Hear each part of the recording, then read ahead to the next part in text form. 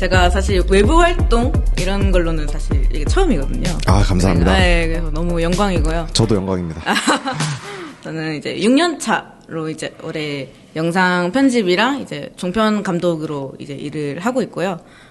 지금 닉네임으로는 다츠, 뭐 블로그랑 유튜브로는 다츠라는 닉네임을 쓰고 있고, 인스타에서는 좀 아이러니하게도 본명을 쓰고 있어요. 이은수라고 해서 이렇게 활동을 하고 있습니다. 6년 차신데 네. 23살이시죠? 아, 만으로는 23, 네. 네, 근데 어떻게 6년 차? 18살 때부터 이제 집에서 이제 재택근무로 이제 영상으로 좀 돈을 벌기 시작했었어요. 이제 사전에 저희가 만나가지고 이제 적어주신 것도 있고 해서 좀 봤는데 네네. 중졸이시잖아요. 네. 네. 이거 엄청 그렇게 얘기했다. 어떻게? 네. 중졸이시잖아요. 네네.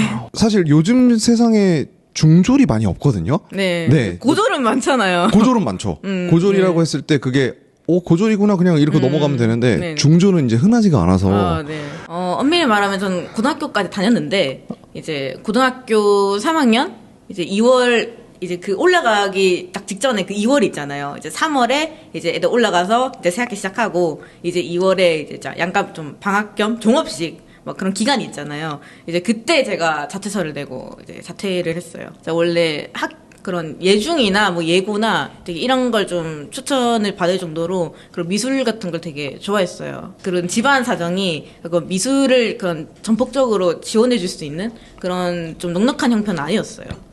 어려운 편이셨어요? 예, 근데 막 흑수저 사실 그런 건 아닌데 좀 미술을 자체만을 좀 지원해 주기에는 좀 어려운 그게 있는. 저희 언니가 부경대를 나왔는데 부산의 그 국립대학교 네. 이제 거기도 이제 언니가 장학금을 받아야 좀 채울 수 있을 정도였어가지고 엄마가 좀 단도직입적으로 미술 쪽은 조금 지원해주기가 어렵다 이렇게 말씀하셔가지고. 그러니까 학비 외에 어떤 재료비라든지 그런 게 많이 드는 거죠? 그렇죠. 학원이나 이런 것도 되게 비싸잖아요. 학원도 비싸. 학원도 다녀야 되는 거죠? 그렇죠.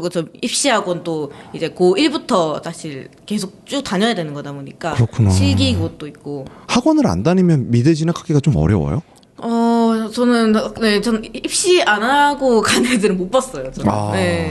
네, 흑수저까지는 아니었습니다. 네. 엄마 보고 있다면. 엄마 연락이 무섭다요. 자러 막 정수기에 이제 물 받으러 가는데 이제 엄마 아빠 입에서 대출 소리 막 이렇게 나오고 하니까 약간 그거 듣고 나서 되게 압박감이 되게 심해지더라고요. 그래도 되게 철이 많이 드셨던 것 같아요. 그거 뭐 듣고서도 뭐 알바노 그냥 이러면서 하는 사람들도 있을 거 아니에요. 그래서 근데 굉장히 어렸을 때부터 좀 그런 걸 좀 듣고 나니까 뭔가 앞으로 그럼 내가 뭔가를 가족을 도울 수 있는 뭔가를 해야 되나? 이거는 아마 부모님도 처음 아시는 얘기일 텐데 그거 듣고 나서 좀 더 집에 좀 도움이 될 수 있는 그냥 미술은 잠깐 접어두고 뭔가 집에 직접 도움이 될 수 있는 쪽으로 뭔가 해봐야 되겠다. 일을 하자. 일단 생각이 들어서 그래서 원래는 공대를 가려고 했어요. 그래서 공대 그때는 이제 지금은 막 컴퓨터 공학이나 이런 거 많이 하는데 제가 한창 학교 다녔을 때는 막 화학공학과 그런 거 있잖아요. 석유 막 이런 거. 전화기.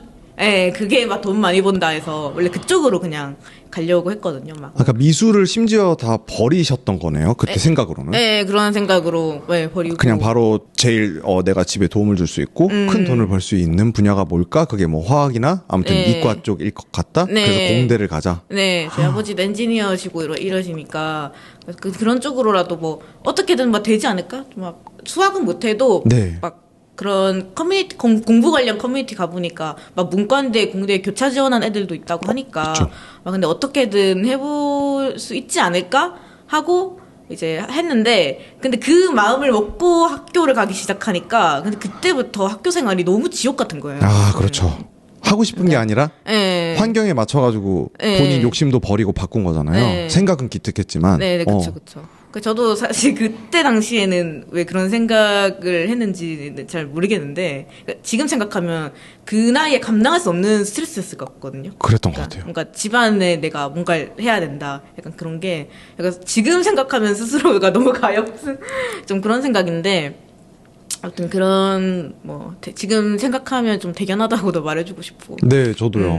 그래서 그런 거 하다 보니까 제가 돌아보니까 좀 우울증이 온 것 같아요. 학교 다니면서. 아까 시도까지는 직접 하진 않았고, 근데 그런 구체적인 계획을 세울 정도로, 근데 부모님은 근데 잘 모르세요. 이런, 아직도 잘 모르시고, 이제 저희 집 이게 방이 있고, 바로 옆에 베란다가 있고, 이게 창문이 있거든요. 그래서 어떻게 하면 이게 떨어질 수 있지? 약간 그런 것까지도. 진지하게? 네, 되게 진지하게 고민하고, 부모님이 잠드신 거 확인하면은 진짜 맨날 울고 그랬었어요. 아이고. 근데 부모님한테는 알리기는 싫었던 것 같아요. 이게 사실 그때 당시에 좀 집안 분위기가 되게 예민하기도 했고, 이제 언니가 공부를 되게 잘했어요. 친구들도 그렇고, 그 누적된 열등감 같은 것도 같이 쌓이면서, 근데 이제 그런 미술 관련된 진로도 꼬이고, 약간 그런 것들이 이제 좀, 이게 사실 긍정적으로 승화를 해야 되는데, 그거를 좀, 그때 당시에는 그렇게 다루지 못해서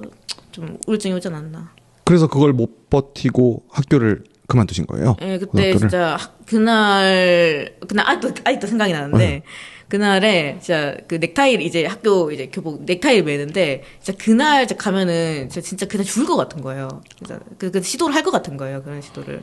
그래서 엄마한테 이제 엄마가 이제 밥 해주는데 전 항상 아침을 먹고 갔거든요. 그래서 엄마한테 엄마 오늘은 나 학교 못 갈 것 같다. 그래서 엄마가 이게 맨날 잘 가다가 뚱딴지 같은 소린가 뜨셨겠죠 당연히. 그래서 전혀 모르셨으니까. 네, 전혀 모르셨어요. 그러니까 전부터 그런 제가 학교 생활에 대한 얘기를 안 한다는 건 알고 계셨는데, 근데 갑자기 이제 학교 가기 싫다고 하니까, 근데 일단 오늘을 다녀와서 이제 한번 엄마랑 아빠랑 같이 얘기를 해보자 하고 하셔서, 이제 갔다 와서 이제 말씀드렸더니 이제 집안이 이제 완전 뒤집어졌어요. 말하고 결국에 옷 받아들이신 거죠, 부모님도? 네, 부모님 처음에는 아버지는 반대하셨거든요. 네. 아버지가 학교 나오면은 호적에 파월이 걸어 있어요. 네, 다행히 아직 호적에 잘 살아있습니다. 네, 아직 살아있고, 이제 부모님, 이제 엄마가 좀 적극적으로 좀 지지를 해주셔가지고, 네, 얼마나 고생했는지 잘 이해했고, 앞으로, 그럼 정말 이제 그런 길을 선택한다면은, 이제 앞으로 너가 너의 그런 살 길을 책임져야 된다. 그렇게 말씀하셔가지고, 그때 그 얘기를 듣고 나서는 진짜 약간 족쇄가 풀린 기분? 약간 뭔가 대학 가서 막 좋은 직장 가서 효도를 해야 될 것 같은 막 그런 압박감이 있었는데 그 얘기를 듣자마자 진짜 어디서 뭔가 해방된 기분이었어요, 저는. 그러다가 이제 네. 처음으로 돈을 벌기 시작한, 네. 결국엔 하셨잖아요. 지금 네, 하고 그쵸, 계시고. 그쵸. 네. 그때가 궁금해요. 처음에 네. 이 돈이라는 걸 받고 네, 뭐 네. 영상이나 이런 미술 같은 거를 네, 네. 어떤 프로젝트였고 어떻게 하셨는지. 제가 네이버에 동영상 그냥 카페 이렇게 검색을 해서 거기에서 그냥 제가 학생인데 그냥 용돈 벌이 그냥 진짜 소정의 금액이라도 좋으니까 해보고 싶다 이렇게 해서 이제 누가 연락 주셨거든요. 네. 그 처음 했던 게 장난감 리뷰 영상이었어요. 그거를 제가 10,000원을 받고 10,000원이요? 했었거든요. 근데 학생 때는 그 돈이 얼마나 이제 큰 금액이에요. 이제 저는 집에서 용돈을 안 받고 살았다 보니까 그래서 제가 뭔가 제 능력으로 그런 돈을 벌어서 그런 막 미술학원 오가는 버스비 벌 수 있는 이거 자체가 저한테 되게 큰 자기 효능감으로 좀 작용을 했죠. 제대로 된 금액을 받기 시작한 프로젝트 기억나세요? 광고 대행사에서 네. 그 올리브영에서 쓰는 뭐 그런 간단한 모션 그래픽 같은 게 있는데 모션 그래픽도 할 줄 아시는 거죠, 조금 지금? 진짜 조금 리얼 조금 네. 진짜 민망할 정도로 그런 거를 그냥 할 줄 아냐 해서 근데 그때는 그 어린 패기로 그냥 할 줄 압니다. 그냥 해보겠습니다. 이렇게 했어요. 그래서 원래 그때 제가 그런 금액 체계도 없고 하니까 막 분당 이렇게 받았었거든요. 네. 근데 그 영상 길이가 1분인데 네. 그럼 분당 10,000원을 받아 되는 거잖아요. 근데 제가 막 새벽까지 같이 작업하고 일하니까 그분이 이제 프로젝트 완성은 됐는데 근데 막 분당 10,000원 이건 아닌 것 같다 해서 저한테 20만 원 입금을 주셨어요. 오히려 거기서? 네. 그래서 20만 원? 그래서 대박인데? 이제 그런 걸로 조금씩 이제 쌓아 나가다가 이제 보통은 근데 영상 이렇게 하는 그런 편집 특히 편집하시는 분들은 대행사를 끼는 경우가 많아요. 그래서 대행사에서 이제 보통 물고 든 클라이언트들이 다 좀 큰 클라이언트들이잖아요. 이제 그렇게 하다 보니 이름 있는 뭐 그런 기업들 그래서 예전에는 뭐 그 채널 디즈니에서 네. 이제 되는 종편 종합 편집 그 마리아와 친구들이라는 되게 유명한 유튜버들이 나오는 예. 그런 애기들을 위한 채널들이 있었는데 이제 거기에 그런 예능도 한번 그 편집 작업도 해보고.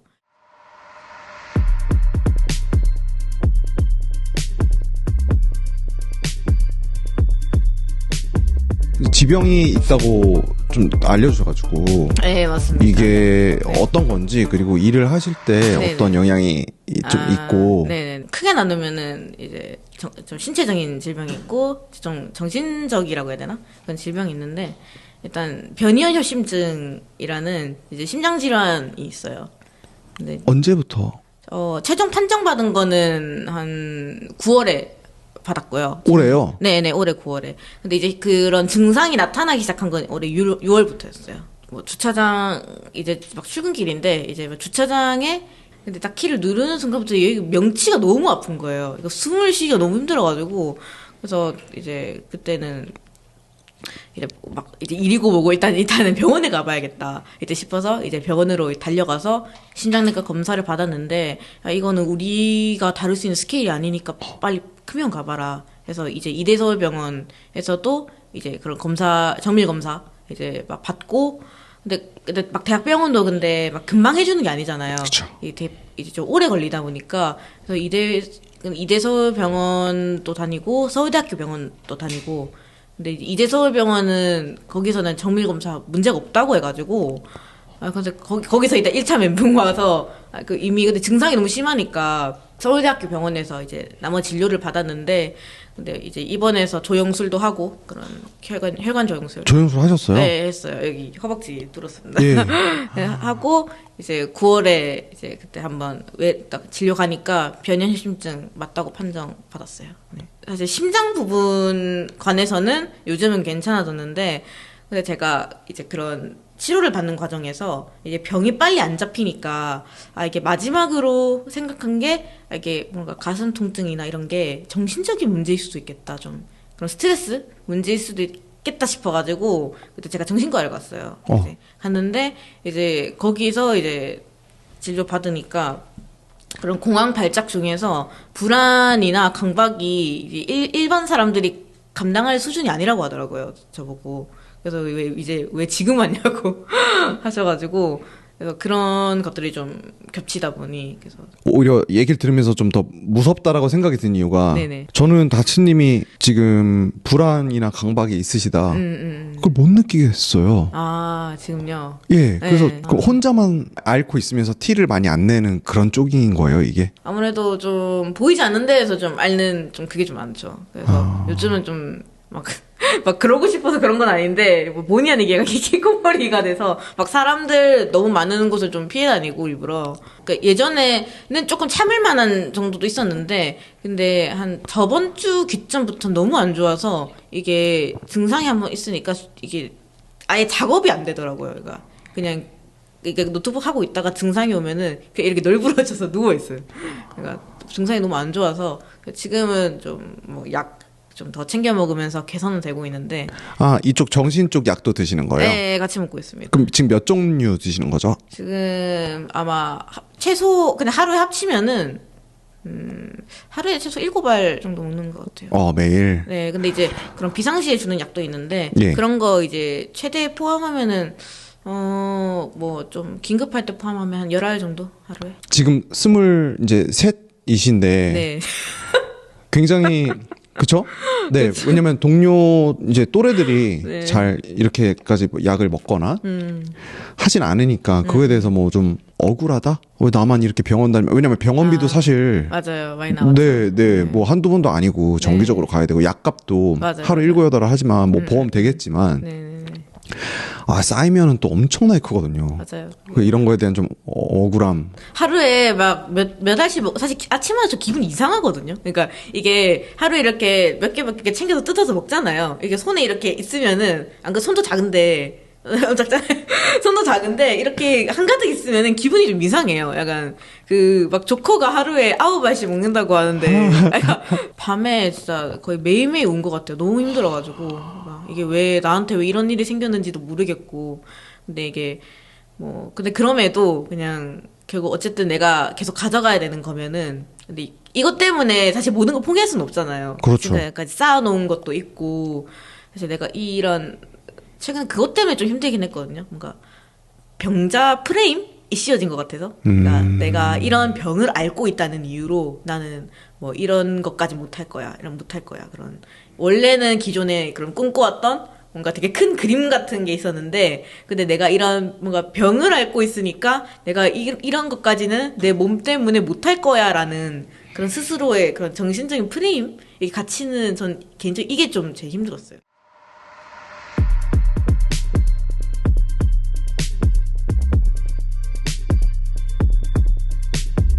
제가 너무 궁금한 게 네네네. 되게 강해요. 아, 제가요? 네. 아, 저 되게 제가 보기에는 그래요. 알아요.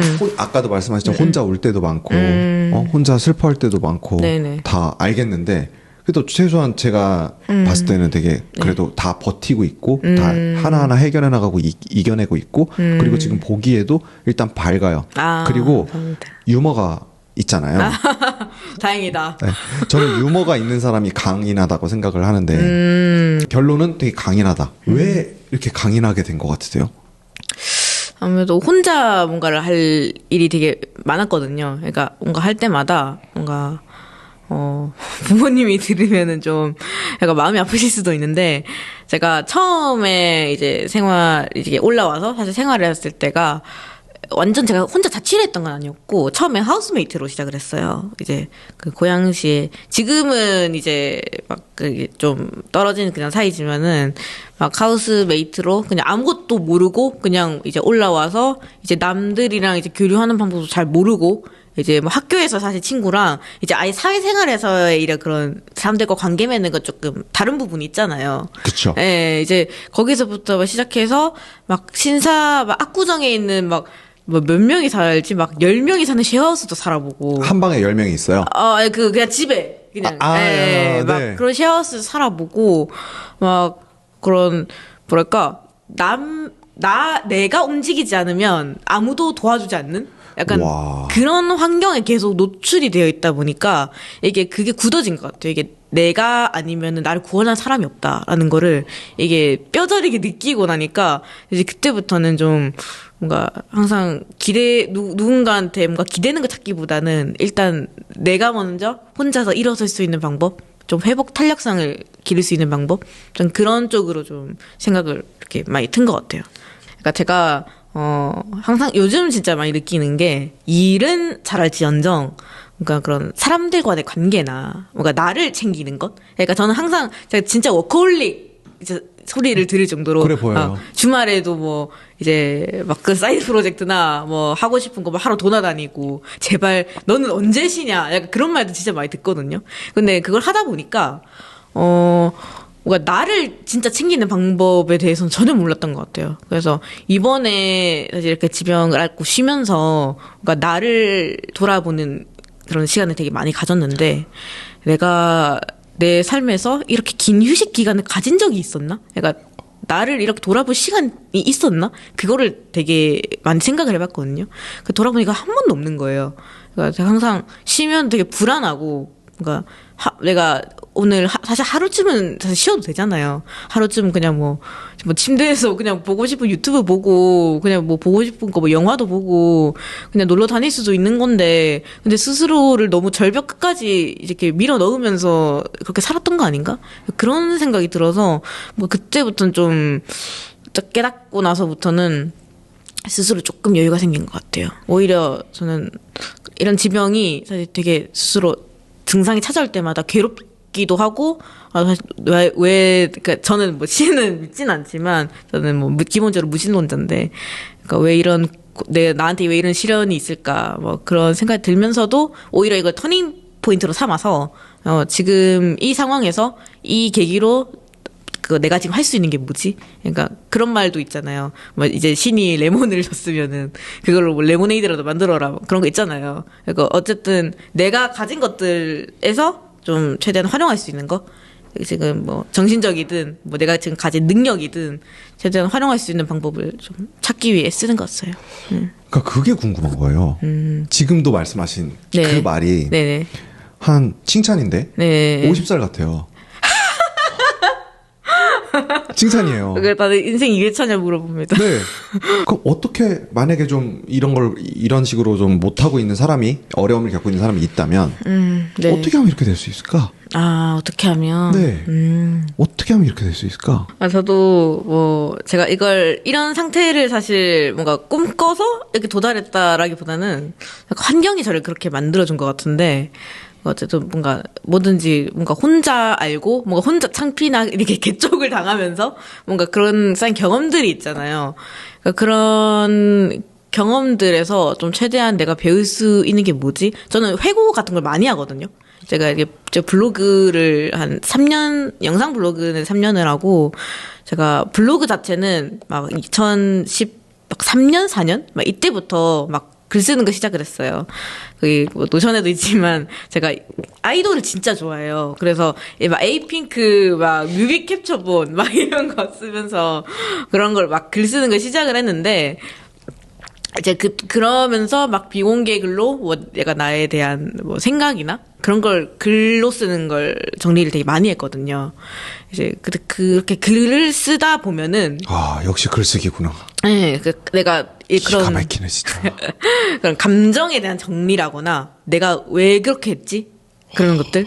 내가 어떤 생각으로 그렇게 했지? 결국 그렇게 해서 복귀. 네, 그쵸. 일어난 결과는 뭐고? 내가 여기서 잘한 점도 물론 있지만 내가 잘못한 점도 있을 거고 이것 때문에 어떤 결과가 일어났는지 그래서 저는 그런 로직을 따라가는 걸 되게 좋아하거든요. 그래서 그런 것들이 이제 습관이 되다 보니까 글을 쓰면서 이제 인풋을 아웃풋으로 만드는 것도 저는 되게 중요하게 보거든요. 그래서 그런 글을 쓰면서 계속 좀 스스로를 메타인지할 수 있는 기회 그럼 계속 얻으니까 거기서부터 저의 고쳐야 될 점 그런 결점들이 사실 보이더라고요.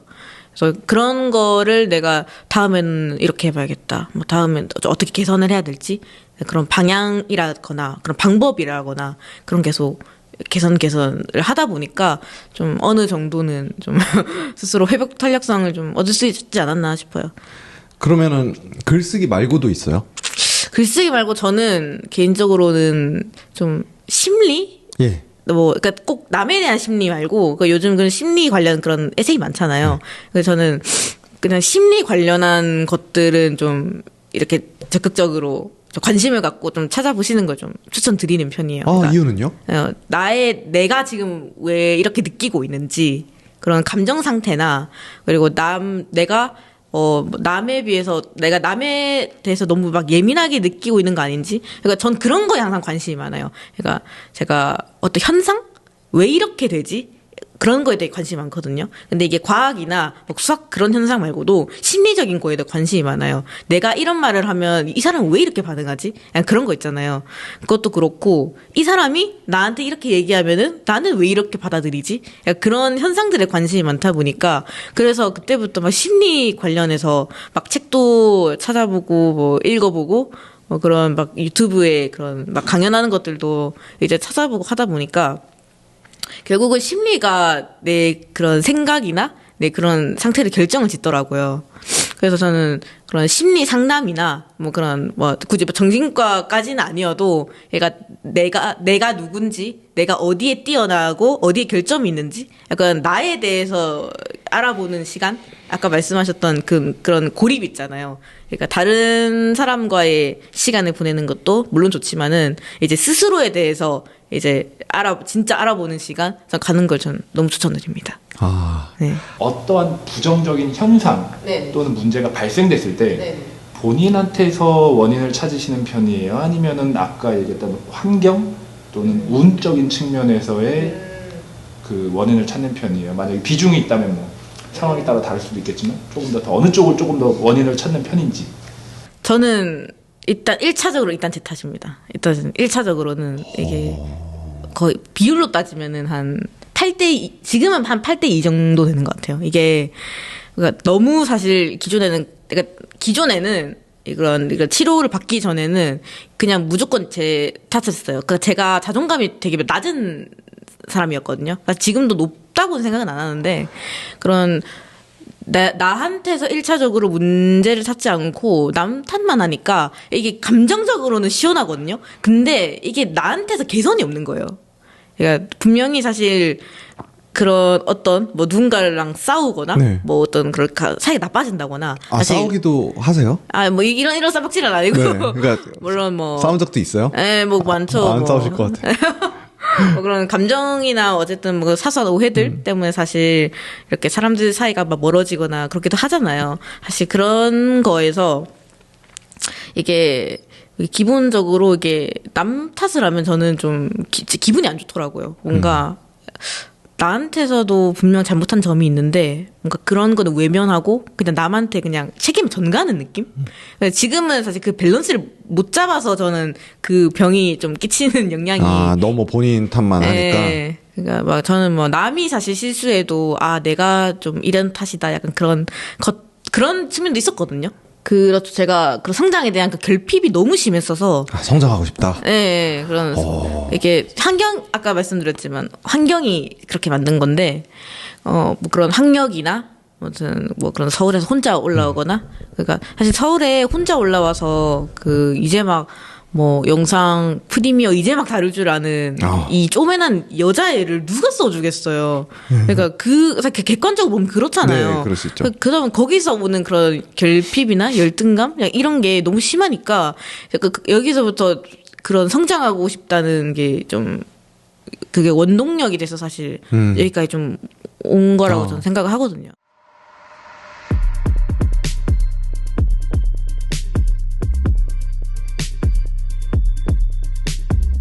결핍을 네. 이제 뭐 자기가 찾든 실제로 가지고 있든 그런 우리 구독자들 중에 이제 그런 결핍을 갖고 있는 사람이 좀 있을 것 같은데 이게 잘못 풀리면 조금 안 좋은 방향으로 빠질 수도 있는 거잖아요. 맞아요. 다치님은 제가 들어보면 되게 좋은 방향으로 빠졌어요. 맞아요. 그 결핍 선배로서 결핍 선배. 해줄 뭐 말이 있어요? 이걸 긍정적인 에너지로 풀 수 있는 어떤 뭐 노하우라 그래야 되나? 만약에 있으면 되게 조심스러운 얘기이기도 한 게 그런 결핍은 보통 스스로의 그런 무의식이나 그러니까 본인이 원하는 것보다는 환경이 그렇게 만드는 경우가 되게 많잖아요.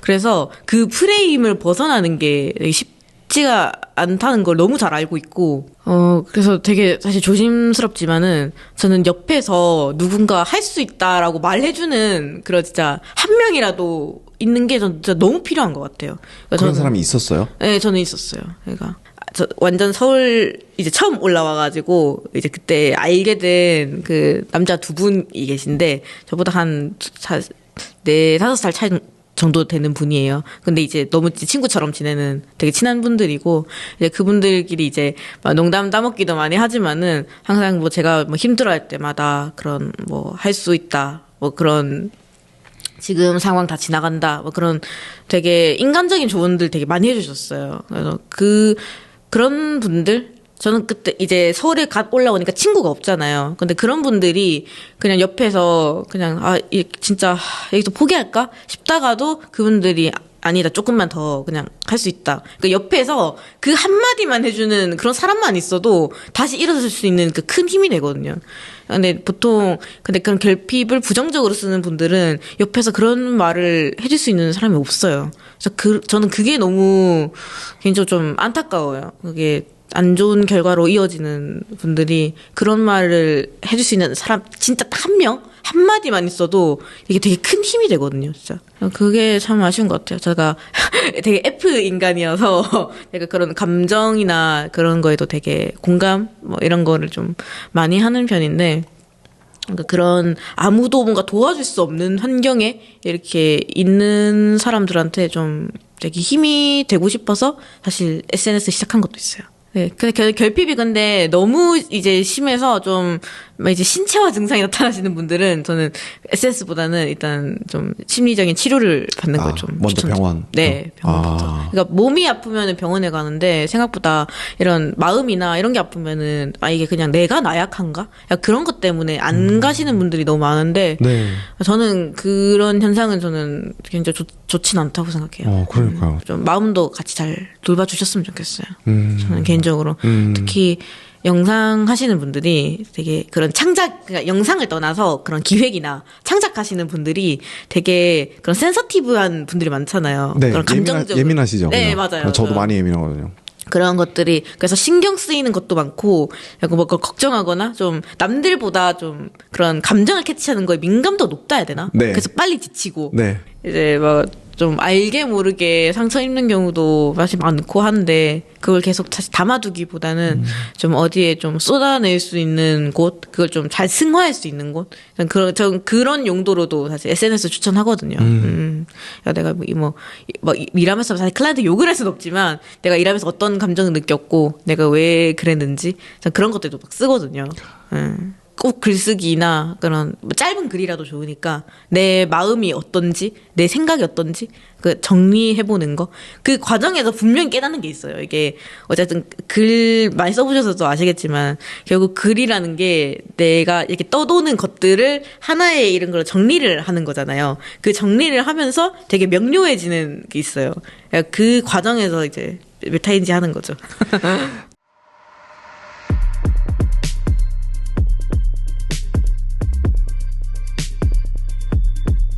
제가 생각하는 정신적 상류층. 네. 네, 이런 분들하고 지금 같이 하고 있는 건데, 정의를 한번, 정답은 없고, 네. 정신적 상류층이 뭐라고 생각하시는지 그 정의를 한번 들어보고 싶어요. 제가 이거를 이제 사전 질문에 하면서 되게 생각을 많이 해봤는데, 제가 추천받은 책 중에 아비투스라는 책이 있었어요. 봤어요. 네. 하얀 표지에 빨간색으로 아비투스. 네, 맞죠? 맞아요. 약간 좀 되게 고급스러운 네. 그런 무늬와 함께 네. 있었는데. 저도 재밌게 봤어요.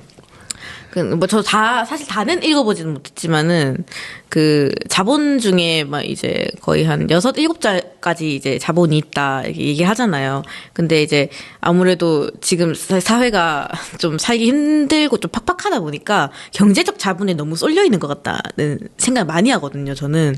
이게 다른 사람들이 뭔가 인문학적인 소양이라든지, 그런 내가 이렇게 철학적이거나 자신만의 가치관, 다른 사람들과의 관계, 사실 이런 것들도 다 그런 신뢰나 그런 심리적, 사회적 그런 것도 다 쌓아가는 자본인데 너무 경제적 자본에만 치중되어 있다. 그런 생각 요즘 되게 많이 하거든요. 그 책을 읽으면서도 많이 느꼈고. 그래서 저는 정신적 상류층이라고 하면은 그런 경제적 자본을 제외하고 이제 나머지 그런 자본들을 채울 수 있는 또 그런 걸 향유하는 사람들이 좀 그 의미지 않을까 그 생각이 듭니다. 이제 좀 실무 얘기를 좀 해볼게요. 네. 저는 파이널 컷거든요. 네. 그럼 입문하는 사람들이 네. 둘 중에 뭐 하지? 네. 이런 사람 많아요. 둘 중에. 네. 저는 저는 결국 종착지는 그냥 프리미어로 보고 있어가지고. 왜 그럴까요? 일단 상업용에서 이제 협업할 때 일단은 프리미어 비중이 너무 높아요. 일단 특히 이제 사실 프리랜서 그냥 그 정도는 파이널 컷 써도 될 것 같아. 예를 들면은 본인이 유튜버인데 이제 브이로그 한다든지 그다음에 컨텐츠가 너무 복잡하지 않고 멀티캠 작업이나 그런 게 너무 복잡하지 않은 선에서 이제 파일 유실 같은 것도 팝컷은 좀 보호가 되잖아요. 그것 때문에 너무 좋더라고요. 네. 그런 부분에서는 사실 일단은 그리고 연구제야. 그게 제일 좋잖아요. 구독이 아니잖아요. 맞아요. 네. 그건 좋은데 근데 이제 그런 그런 해외 튜토리얼이나 그런 제공되는 템플릿 약간 그런 게 좀 부족하다. 좀 그런 것들이랑 좀 한국은 이게 예전에는 팝컷 7.0도 봤는데 근데 제가 한창 예전에 JTBC랑도 협업했었는데 보니까 다 그냥 프리미어 다 쓰고 있더라고요, 이제는. 그래서 그냥 이제는 그냥 다 프리미어 쓰는구나. 이제 작업 파일 사실 전달할 때도 거의 다 그냥 프리미어 파일 주고받거든요. 네. 그래서 저는 결국 종착지는 프리미어 아닐까 싶습니다.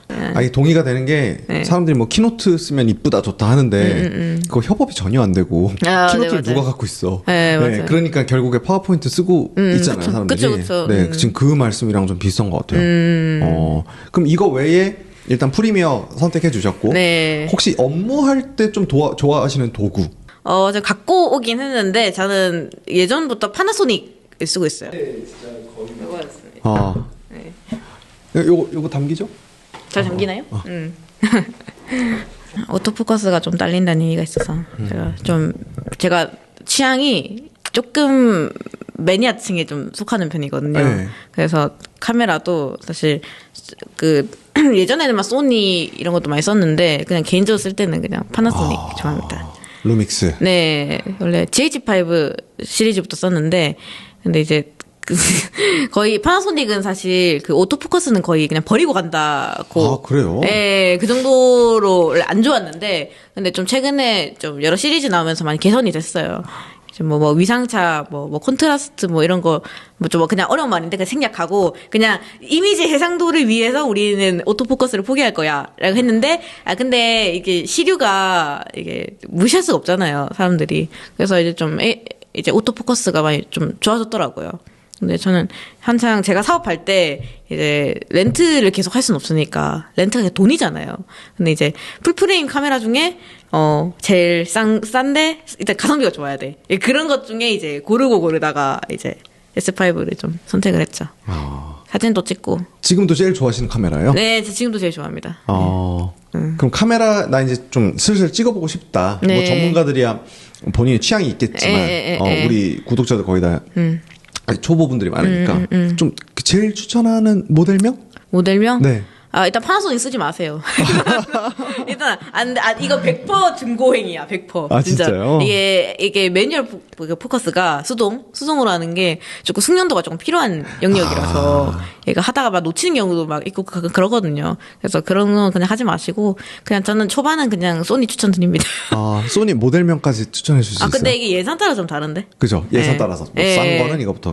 예산 따라 다른데 이게 취미에 어느 정도 투자하실 수 있을까? 유튜브 하고 싶다. 유튜브 하고 싶다. 근데 저는 진짜 취미용이면은 알파 7 C까지도 괜찮은 것 같고 아니면은 조금 옛날 모델이긴 한데 마크 3까지도 좋은 것 같아요. 저는 좀 옛날 모델이긴 한데 유튜브에선 쓸만해요. 현역이에요 아직. 네. 막 광고 찍고 막 그럴 거 아니니까. 네. 마이크도 추천하실 만한 게 있어요. 마이크가 네. 너무 사람들이 너무 어려워해서 네네. 네, 요 정도면 그냥 달고 다니면 소리 잘 들어간다 뭐 이런 것도 있어요.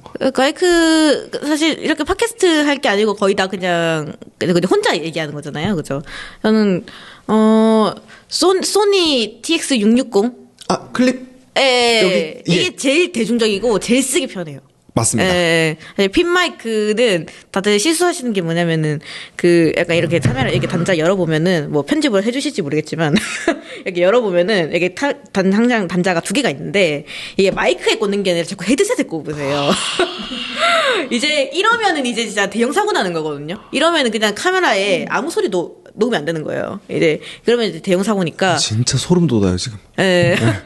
소름 쫙 돋죠. 나 나중에 이걸 리스로 만들어야겠다. 그러니까 사실 핀 마이크는 좀 어느 정도 좀 카메라가 숙련이 됐을 때.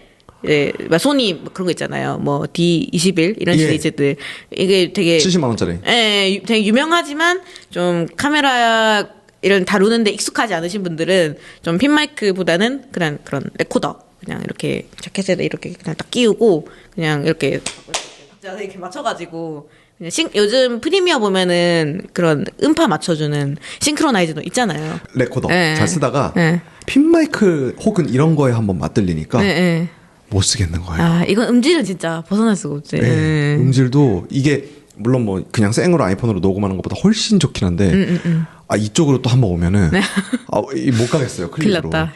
이 장비병에 이제 또 시작됐거든요. 큰일 났네. 근데 아무튼 시작하시는 분들은 클립형 마이크 그게 한 17만 원 정도. 네, 그 정도 합니다. 하고 그냥 쿠팡이나 이런 데서 로켓. 네이버 같은 데서 바로 주문할 수 있으니까. 그렇죠. 너무 좋죠. 윈도우 PC는 조립식으로 제가 조립식 PC는 잘 몰라서 막 감히 추천을 막 못 드리겠어요. 근데 이제 그런 거 좀 좋아하시고 약간 내가 드래곤볼 해가지고 부품 모아서 이런 거에 좀 해박하신 분들은 이렇게 좀 모아서 그냥 내가 조립하든지 아니면 좀 비용 절감 이런 걸 해서 최대 성능 뽑을 수가 있잖아요.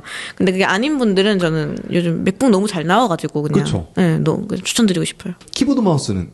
저는 그래서 키보드는 그냥 매직 키보드 쓰는 편이고, 제가 막 그런, 제가 막 게임을 열심히 하는 입장은 아니라서, 막 그런, 불빛 번쩍번쩍 이런 거는 아니고, 마우스는 그냥 로지텍, 그거 추천드려요. 저는. 남자분들은 아마 MX 마스터? 라는 그게 있을 텐데, 그게 크기가 커가지고 추천드리고, 여자분들은 아마 MX 애니웨어라는 게 있을 거예요. 그거 좀 추천드립니다. 제가 마우스 2개 쓰는데 네네. MX 애니웨어랑 MX 마스터 3S. 진짜 소름 돋는다 진짜. 그거 그러니까 그거 두 개 쓰는데 이유는 MX 애니메어는 일단 좀 작고 가볍고 진짜로 어디서든 다 되니까 맞아요, 맞아요. 그걸 거울 위에서도 되더라고요. 그러니까 그래가지고 너무 좋다.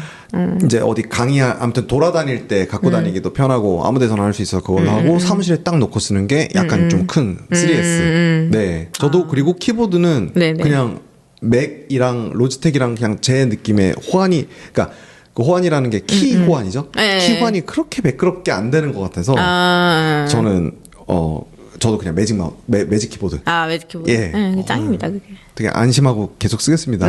다치님 쓰신다니까. 네. 네. 뭐 저도 유튜브를 하고 다치님은 뭐 유튜브뿐만 아니라 진짜 이제 다양한 프로들의 프로젝트들을 많이 해오신 분으로서 네. 근데 또 보시는 분들은 우리 또 기초 분들이 많으시니까 네. 이 영상 제작에서 팁을 제 질문이 너무 클 수도 있는데 네, 좀 네. 전반적인 팁 중에 좀 말씀하실 수 있는 거 그냥 네. 편하게 그냥 쭉 말씀하시면 네.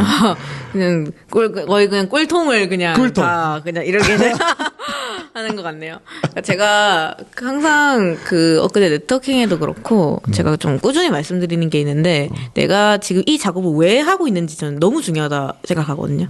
그러니까 제가 그냥 그런 프레임 제가 그때 강조드렸던 습관 중에 그 영상을 할 때 프레임별로 뜯어보는 습관 그거를 되게 추천을 드리고 있어요. 왜냐면은 프로들이 하는 것들에는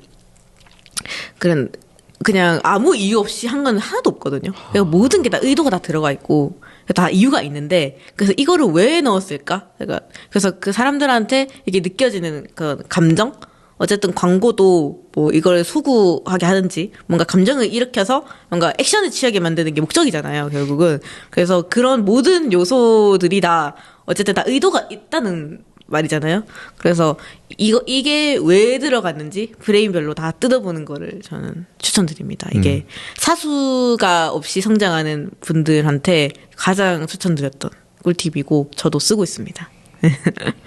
그러면 평소에 네네. 가지고 가면 좋은 습관 중에 네네네. 지금 말씀해 주시는 건 네네. 뭔가 하나를 사소하게 그냥 넘기지 말고 네. 뭔가 보고 네. 그냥 평소에 너무 익숙한 광경이어도 네. 저건 왜 저기 저렇게 놓여져 있을까? 저긴 왜 뭐 조명이 왜 저렇게 돼 있을까? 네네. 이런 거에 관심 갖다 보면 네네. 그대로 실력이랑 연결된다. 그렇죠. 라는 말씀이시죠? 그쵸. 그걸 하나하나 흉내 보면서 네, 그렇죠. 그거를 거기까지도 이어지면 좋을 것 같은 게, 그러니까 이게 왜 이렇게 됐을까에서 이게 그냥 왜 떠올려 보니 그냥 그랬구나가 아니라 이거보다 더 나은 대안이 있을까?까지도 연결되면은 진짜 베스트인 것 같아요.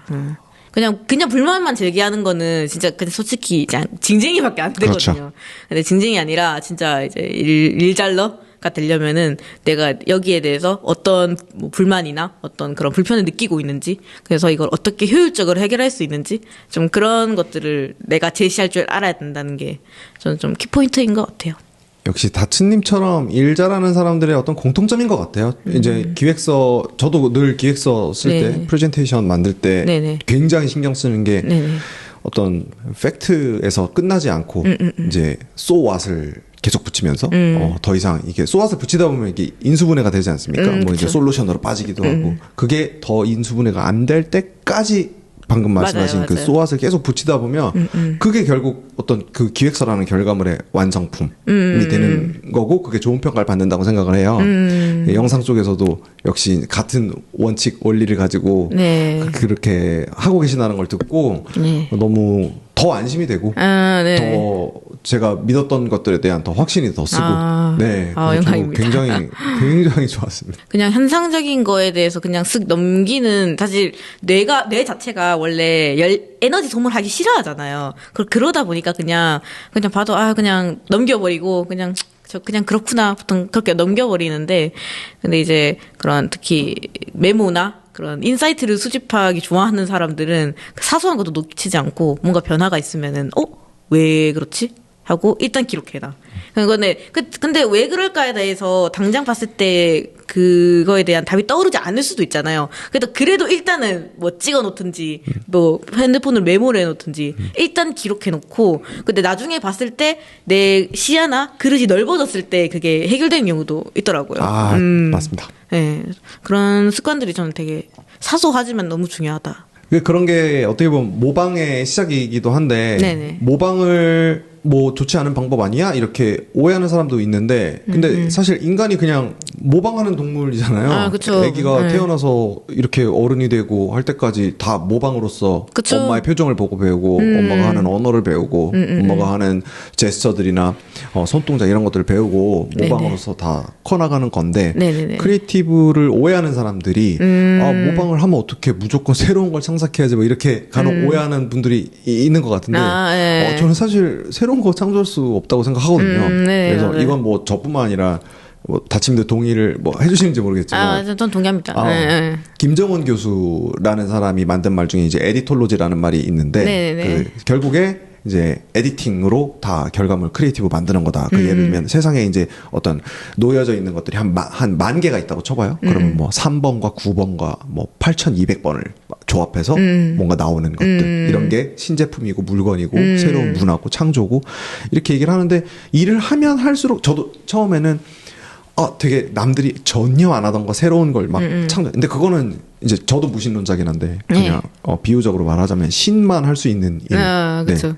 이라고 저도 생각을 하거든요. 그래서 결국 우리는 어떤 걸 좀 남들이 안 하던 조합, 남들이 안 한 어떤 모방과 그 조합을 통해서 하는 게 네. 우리 같은 좀 창작 일을 하는 사람들한테 되게 필요한 자세라고 생각을 해요. 맞아요. 그 책 중에 생각이 돈이 되는 순간 이런 책이 있는데. 네네. RH 코리아. 근데 거기에서 이제 얘기하는 게 그 대중들이 열광하는 게 그 스위트 스폿이라는 그 곡선 중에서 이제 친숙함과 새로움에 대해서 대중들이 어떻게 반응하는지 그거에 대해서 이제 설명해 놓은 그 책이에요? 구간이 있거든요. 그래서 대중들이 그러니까 사실 너무 창의적이면은 오히려 거부하죠. 그렇죠. 뭔지 모르니까.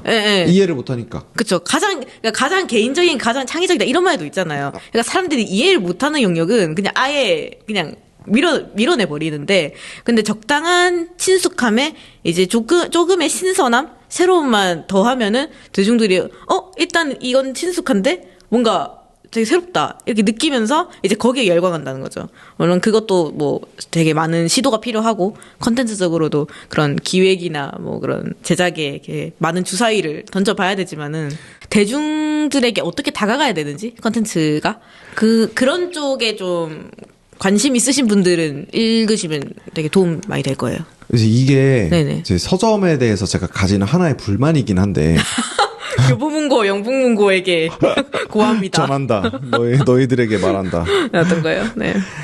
이게 본인들의 분류 기준이 있어요. 그러니까 제가 봤을 때 예를 들면 이 책이 자기계발이 맞다라고 하면 네. 자기계발 책이 아닌데 네네네. 제가 봐도 네네네. 저도 제가 좋아하는 책이고 근데 자기계발로 분류가 돼 있으니까 제가 일단 그쪽 섹션을 잘 안 보니까 발견이 안 되는 거예요. 네네네. 이런 책이. 그래서 되게 이거 이쪽에 안 있어도 되는 책인데 이거 숨어 있었네 이런 게 되게 많고 그러면 사람들은 예를 들면 저 같은 경우에는 인문이나 철학 쪽을 되게 좋아하는데 그럼 맨날 거기 가서 뒤져. 근데 이런 비즈니스를 다루는 책도 네네네. 어떤 창의력, 크리에이티브를 다루는 책도 네. 인문적일 수 있고 철학적일 수 있으면 그렇죠. 네. 저는 그쪽에 있어야 된다고 생각을 하거든요. 근데 철학 쪽 가보면 맨날 니체, 비트겐슈타인 뭐 이런 그냥 이런 것만 있으니까 뭐 장자 뭐 이런 것만 있으니까 그치. 이제 좀 큐레이션을 네네네. 너무 그것 때문에 안 보이는 책이 너무 많아요. 문제. 네, 안 보이는 책이 전 책 좀 좋아하는데 안 보이는 책이 너무 많아가지고 막 나중에 겨우 찾고 그거 좀 그냥 아쉽다. 신세한탄 한번 해봤습니다. 독립서점들이 약간 이런 걸 좀 차용을 해서 좀 큐레이션을 좀 바꿔봐도 좋겠네요. 네. 이런 걸 좀 차용하면 또 많은 또 인기를 얻을 수도. 네. 엊그제 네트워킹에서도 그 질문 주시더라고요. 그런 기획의 방향이 자기가 만들다가 갑자기 영상의 내용이 산으로 가버리는 경우가 있다. 그럼 제가 그래서 명료하게 답을 드렸어요. 그건 기획이 탄탄하지 않아서 그렇다. 그러니까 메시지가 탄탄하지 않으니까 이게 내용이 계속 산으로 가는 거라고. 그러니까 기획의 그 메시지가 명료하면은 그게 뭐 편집의 방향이 바뀌든 뭐 어떻게 되든 상관없다. 그러니까 이제 그것만 이제 흔들리지 않으면은 그냥 뭐 어떻게 되든 전하는 가치는 똑같을 거라고. 자료 만들 때나 네네. 유튜브 영상 만들 때나 뭐 아무튼 뭘 할 때 뭔가 기획을 할 때 마찬가지예요. 글을 완벽할 때까지 씁니다. 저는 한 번 쓰고 초안 쓰고 초안을 좀 빨리 쓰는 편인데 초안 쓰고 2번, 3번, 4번, 5번 고쳐가면서 쓰고 이제 마지막에 음독이라고 말로 한번 했을 때 걸리는 부분 없나 거기까지 글을 음독까지 하세요. 네, 음독까지 해요.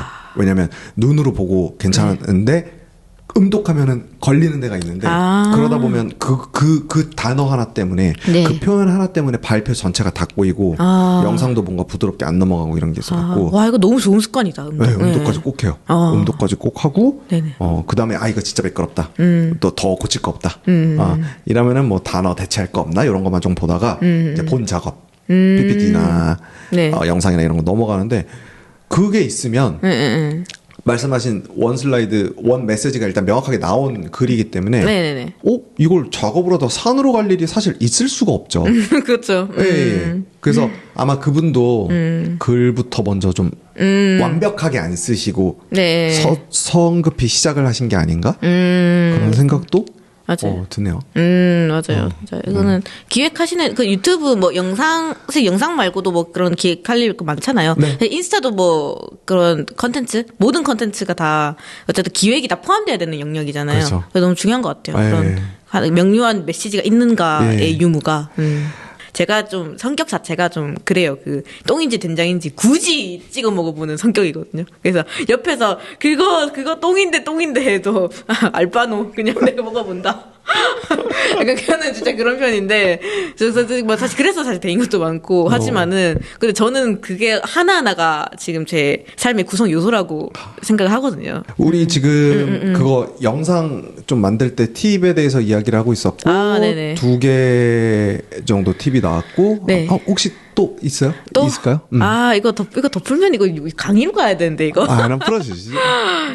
왜냐면 팁이라 저는 근데 이거 되게 그냥 진짜 사소한 팁인데 좋죠. 저는 어쨌든 영상도 사실 지식 산업이잖아요. 네. 지식 산업이니까 내가 참고할 수 있는 지식이 최대한 많은 게 좋잖아요. 예. 그래서 그 한국 사람들은 한글판을 많이 선호하는데 저는 예. 무조건 영어를 쓰는 걸 추천드립니다. 이제 그런 정보 그냥 기본적인 그런 뭐 시네마틱 뭐 그런 영상 만든다든지 그런 조명이나 뭐 촬영 기초 이론 같은 거 있잖아요. 그런 것들이 해외가 진짜 설명이 잘 돼 있고 채널도 되게 방대하거든요.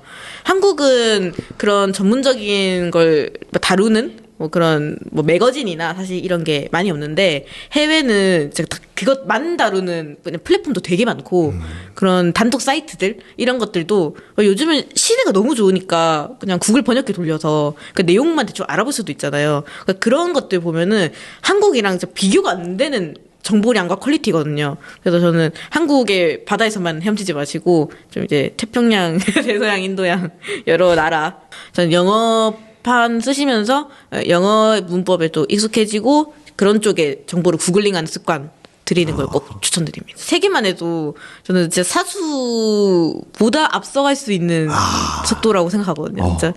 말을 할 때 네. 쓰는 단어, 네. 표현, 네. 어떤 비유, 은유 네. 이런 것들이 네네. 똑똑하지 않으면 할 수 없는 것들을 지금 저희가 한 2시간 얘기를 하면서 네. 느끼고 있는데 진짜요? 네. 그게 독서량과 연결이 되는 건지 영화를 많이 보셨는지 그러니까 뭔가 인풋이 많았으니까 그게 나오는 네네네. 단어나 이런 것들이 있다고 저는 느껴요. 그래서 그게 뭘까?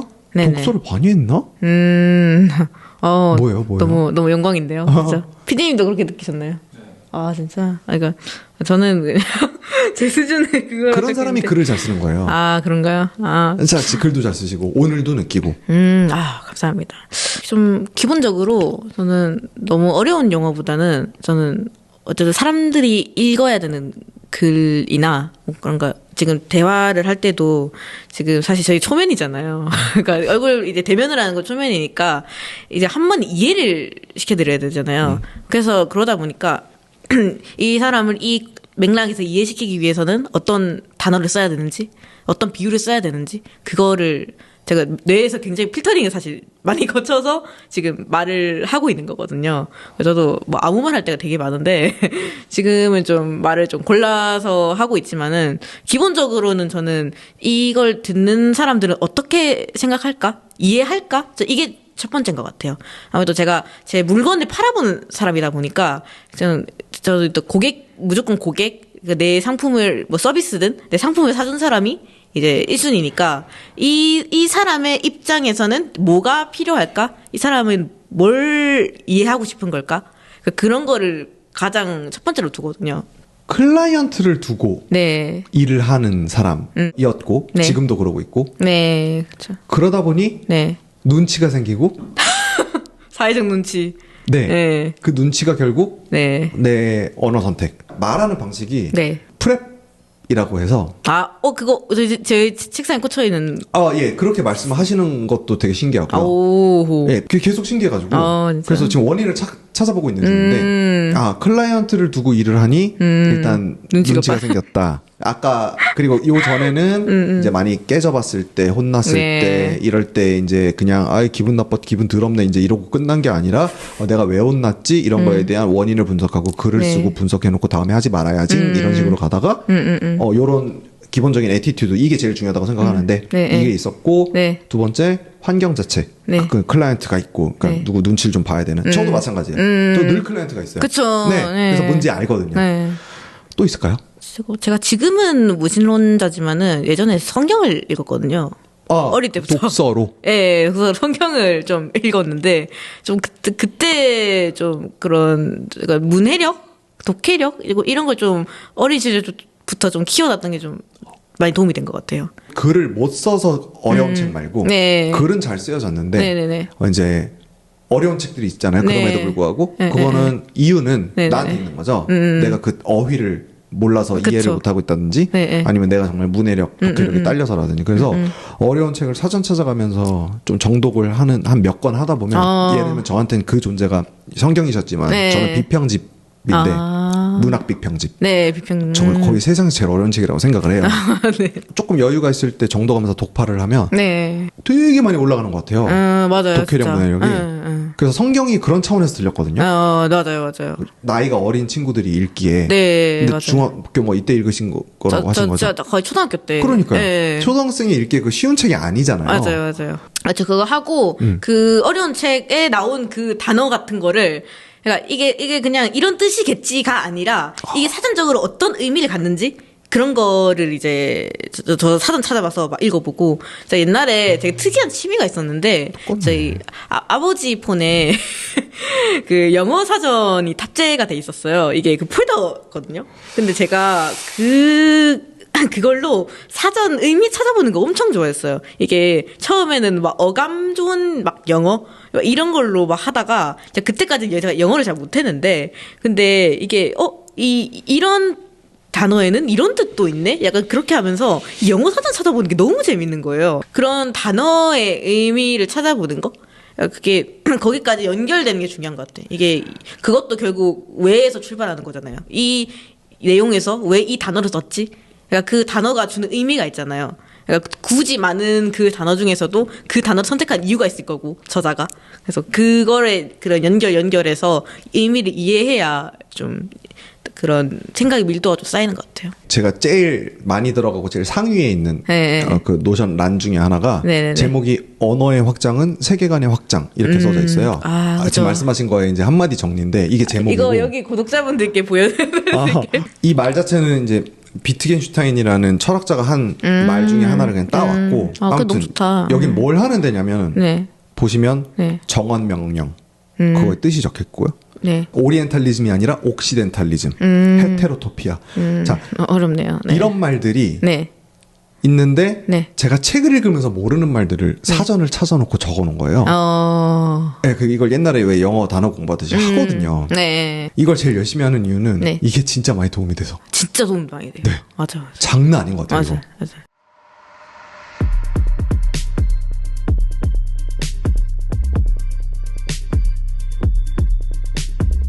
연애는 안 해요? 놀랍게 올해 초에 했었습니다. 오? 네, 했었습니다. 네. 얼마나 만나시다가? 아, 근데 그렇게 짧게, 그렇게 오래 안 만났어요. 그냥 한 50일 만나고 깨졌어요. 50일? 네. 이게 이게 보고 있을지도 모르겠다, 있잖아. 아, 근데 뭐 괜찮아. 이제 얼굴도 다 기억이 안 나요. 그 50일이면 기억 안 날 만하죠. 네, 진짜 기억 안 나요. 50일 내내 만난 것도 아니고. 그쵸. 뭐 자주는 만났는데 진짜 기억이 안 나요, 이제. 혹시 바빠서 헤어지셨어요? 바빠서, 아니요. 좀, 뭐 의사소통에 좀 이슈로 헤어졌습니다. 그러면 뭐 그분 얘기하는 건 아니고. 네. 어저께 제가 뭐 모임이 있어가지고, 그 치과 하는 여자분하고 만나가지고 얘기를 하는데, 네. 그분이 이제 막 소개팅 막 하고 막 이러고 있어요. 근데 남자랑 얘기를 하는데, 네. 너무, 그러니까 자기 일에 프로페셔널하지 않다. 남자가. 네. 그러면 그 사람이 여잔데, 그러면 자기는 매력을 전혀 못 느낀대요. 그래서 만날 수가 없대요. 그러니까 일은 뭘 하든지 상관이 없다는 겁니다. 네. 근데 그 일에 프로페셔널한 마인드를 갖고 있지 않으면 안 되겠다는 거예요. 매번 그렇게 헤어져요. 매번 그렇게 헤어지세요? 네네네. 나이가 30대 후반인데. 그렇구나. 뭐 그런 스타일이세요? 저도 그런 스타일이에요. 그러니까 기본적으로 일에 대해서 일이라는 게 그리고 책임감이나 어떤 그 사람의 되게 입체적인 면을 볼 수 있는 그거잖아요. 그렇다 보니까 저도 뭔가 일에 대해서 그냥 뭐 월급 루팡이라거나 뭔가 책임감이 없는 태도 이런 건 되게 싫어해요. 다른 건 다 용서된대요. 네, 딴 거 진짜 상관없어요. 네, 네, 외모도 별로 안 봐. 네. 진짜 안 봐. 뭐 키 괜찮아. 그건 첫연애였어요. 첫연애였어요. 네, 그가 서울에 올라오니까 그런 진짜 완전 일만 이렇게 하다 보니까. 그렇죠. 네, 그래서 이건 그래서 여쭤보는 거거든요. 맞아요. 연애할 시간이 없으실 것 같아갖고. 네, 근데 지금은 그런 주의입니다. 오는 사람 안 막는다. 네, 같은 그 동종업계라서 한 번쯤 이 채널에서 만날 수도 있어요. 뭐 잘 지낼 거라 생각합니다.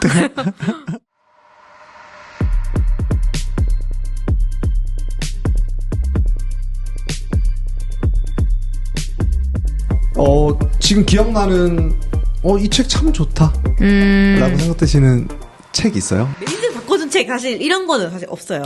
그러니까 아까 막 말씀드린 것처럼 아까 막 생각이 돈이 되는 순간 약간 그런 거에 뭐 스위트 스폰 얘기나 아니 뭐 그러니까 막 저는 심리 아까 막 말씀드린 뭐 심리 관련 뭐 그런 전반적인 분야들도 좀 약간 추천드렸었고 뭐 그냥 책들 중에 꼭 전 권에 다 읽어야 되나? 그러니까 전체 페이지를 사실 저는 다 읽을 필요도 없다고 생각하거든요. 예를 들면 뭐 제 책장에 막 레이 달리오 원칙 막 이런 책도 있고 막 어려운 책 많아요. 막 제가 심리학 관심 많으니까 막 진화 심리학 막 이런 것도 있는 사회 심리학 막 이런 것도 있는데 그걸 다 안 읽었어요. 그냥 그냥 레이 달리오 할아버지가 그냥 어떤 얘기 했는지 거의 그 정도 그냥 파악 정도만 하고 막 그렇게 막 읽진 않았거든요. 이게 제가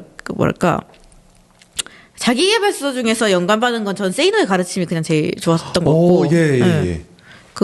그냥 그게 그냥 자기계발서 전 그냥 끝판왕인 것 같아요. 그냥 저도 그게 몇 안 되는 네네. 정독한 처음부터 끝까지 다 읽은 몇 안 되는 책 중에 하나예요. 그리고 가격도 싸고. 네. 그리고 잘 찾아보면 그 무료 PDF도 있거든요. 그렇더라고요. 그러니까 그도 읽을 수도 있고 또 그다음에 심리 말고 저는 에세이류 그냥 에세이는 그냥 막 그런 거 있잖아요. 그냥 뭐 어떤 목적을 가지고 읽는다라기보다는 뭐 예를 들면 위로받으려고 읽는다라기보다는 그 블로그를 쓸 때 보통 요즘 블로그 보면 사실 문체가 거의 다 통일돼 있거든요. 어떤 느낌인지 혹시 아시나요? 네. 그 블로그 네이버 블로그 말씀이죠? 네. 막 그런 게 있었는데 근데 혹시 에세이를 읽으니까 좀 표현이 다양해지는 걸 좀 많이 느꼈거든요. 또 저도 그 제 지인분의 좀 샤라웃을 하고 싶은데 뭐 제가 언급해도 되는지 모르겠다. 이것도 제가 되게 좋아하는 마케터 분 중에 촉촉한 마케터라고 아시면 다행이네. 그분 이제 좀 실제로 아는 분이라서 좀 많이 좀 영감도 받고 그 블로그나 그런 것들 뭐 그분이 하는 컨텐츠들도 많이 참고를 하는데 그분이 추천해준 딱 그게 에세이나 소설 이런 거 쪽에 그건 좀 문체를 많이 참고해봐라 이거거든요. 근데 그게 내가 그거를 그냥 취미 목적으로 읽는 거 말고 이 사람이 어떻게 이 이야기를 전개하는지 그래서 어떻게 그 사람들이 그 글에 빠져들게 만드는지 그거를 파악을 해보라고. 그런 목적으로 그냥 에세이 좀 추천드립니다. 에세이 중에 기억 남는 거 있어요? 저는 김이나 작사가님 그 보통의 언어들이었나? 전 그건 좀 재밌게 읽었어요. 이 단어가 좀 의미 있게 들린다 하는 단어 있어요? 의미 있게 들린다? 네. 이 단어만 들으면 네네네. 떨린다. 아, 가슴이 떨린다? 네. 아, 저는 그거 뭐야, 사전에 그 질문에도 있었는데, 저는 그 개념이라는 걸 되게 제가 환장하거든요, 그냥 개념에. 오, 네네네. 네, 그 개념이라는 자체가, 그러니까 뭐랄까, 내가 알고 있던 게 약간 이렇게 안개처럼 흩어져 있으면은 그 개념의 정리를 보잖아요. 그럼 이게 하나 딱 명확하게 맞춰지는 이 느낌이 이제 너무 좋아요. 이게 진짜 너무, 이게 뭐가 퍼즐 조각 맞추듯이 맞춰지는 거 너무 좋아하는데, 그리고 그런 개념을 또 제가 또 도식화에 되게 미쳐있는 사람이다 보니까 그런 거를 제가 뭐 도형이나 어떤 플로우 차트 이런 걸로 해서 저는 막 따로 만들어 놓으면 그런 의사결정 모델 이런 것도 있거든요.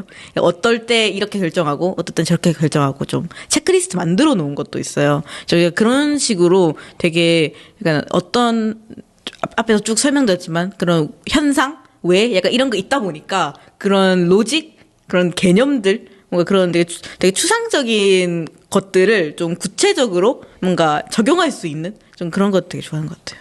영화 중에 또 네. 좋아하는 영화 있어요? 영화요? 네, 재밌게 봤다. 그냥 재밌게 가볍게. 봤다. 아, 근데 제가 진짜 영상인 치고 영화를 진짜 잘 안 보는 편이거든요. 그거는 왜 그래요? 그러니까 일단 제가 드라마 모르는데 네, 영화가 영상 예술의 끝판왕 아니에요? 그렇죠. 그건 맞나요? 네, 그건 맞죠. 어쨌든 그 짧은 그거 안에 어쨌든 그 기승전결의 스토리가 다 담겨 있어야 되니까 그러니까 그건 맞는데, 그러니까 영상인 중에서 뭔가 영화를 제가 그렇게까지 좋아하는 편은 아닌 것 같아요. 막 신작 나오면 무조건 보러 가고 뭐 취미로 OTT 보고 막 이런 거 있잖아요. 전 OTT 구독 하나도 안 하거든요. 전 넷플릭스도 구독 안 해요. 그건 이유가 있으실 것 같은데? 그냥 볼 시간이 없어요. 그러니까 제가 드라마 이런 것도 잘 안 보고 드라마도 그냥 요즘 뭐 유튜브에 요약본 많으니까 그냥 거의 그런 걸로만 보고. 그런데 그걸 보면서 저는 많이 보거든요. 돈을 버는 이유가 네. 두 개인데요. 네. 스타벅스 먹으려고 네. 커피. 그리고 하나는 그 극장에서 신작 개봉하면은 네. 그 샤롯대 들어가서 앉아서 보려고. 샤롯대. 네네네. 전 딱 그 두 개가 제일 큰 목표인데, 그리고 자동차 기름값 내려고 요거 세 개인데. 네네. 그만큼 저한테 되게 큰 의미예요, 영화가. 진짜. 저는 영화에서 배우는 게 너무 많아가지고. 진짜. 이런 때 이런 식으로 하면 사람을 울리는 장치로서 이런 음악이 있고, 이런 장면 전환이 있고, 네네네. 뭐 그렇구나. 근데 그런 차원에서. 네네네. 배울 게 되게 많은 거 아니에요? 영화도? 그렇죠. 영화 사실 보려고 하면은 약간 있는데, 약간 뭐랄까, 제가 지금 약간 쇼폼 그런 것 때문인지, 그러니까 길다? 좀 길다는, 특히 지금 영화가 사실 계속 길어지고 있잖아요. 그러니까 엊그제 이제, 명절인가? 네, 언니랑 이제 오펜하이머를 봤어요. 예. 근데 그 영화 3시간? 길이가 3시간이고 제가 경악을 했거든요. 그러니까 제가 엔드게임이 2시간 반이었나? 네, 네, 그쵸. 근데 영화가 이제 3시간이 되니까 약간 지금 플라워 킬링 문이라고 네네. 디카프리오 나온 영화, 아메리칸 네이티브 관련된 영화 개봉했는데요. 네. 3시간 40분. 미치겠다. 그래서 이게 압박감이 좀 느껴지더라고요. 그 시간 동안 그 모든 것을 다 이해해야 된다는. 그래서 저는 좀 스피디한 좀 그런 요약본이나 사실 이런 거를 좀 좋아하는 편이라서 영화 취향은 아까 말씀드렸듯이 그런 일본 좀 애니메이션 네, 이런 거 좋아하고 저는 좀 심오한 메시지를 던지는 거 좋아해요. 좀 해석의 여지가 있는 거. 그래서 저도요. 제가 크리스토퍼 놀란 감독들 뭐 인셉션이나 테넷이나 이런 거 되게 인상 깊게 또 봤었고. 대중 영화를 많이 좋아하시는 편이네요. 저는 완전 대중파입니다. 그런 거는. 네. 저는 또 의외로 영상하시는 분들이 독립 영화 많이 보시고 막 이런 줄 알았어요. 네, 저는 완전 그런 음악이나 약간 이런 거 완전 대중파예요. 그러면은 독립 영화 뭐 이런 거 막 일부러 찾아보고 이런 적이 거의 없다. 네, 거의 없어요. 네. 가끔 진짜 예전에 좋아했던 것도 트랜스포머 이런 거 있잖아요. 예. 진짜 대중적인 거 거의 그런 것들 좋아하고 완전 대중 이꼴 저. 네. 좋습니다. 네.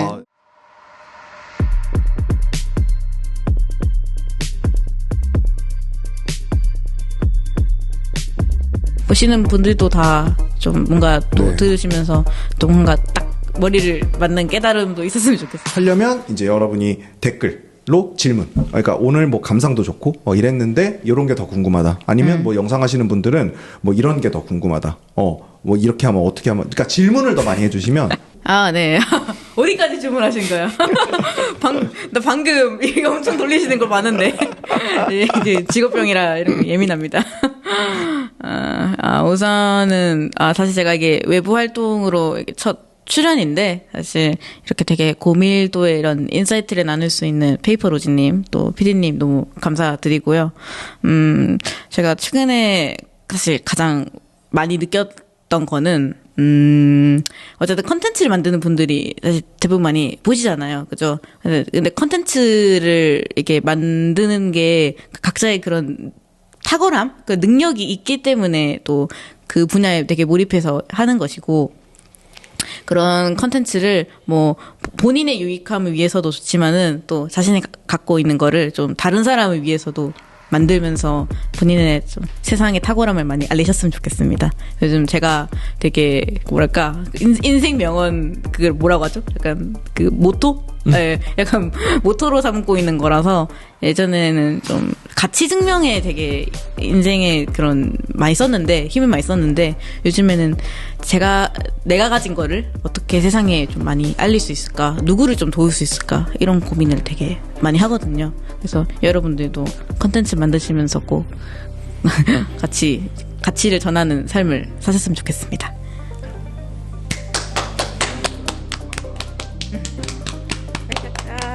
감사합니다.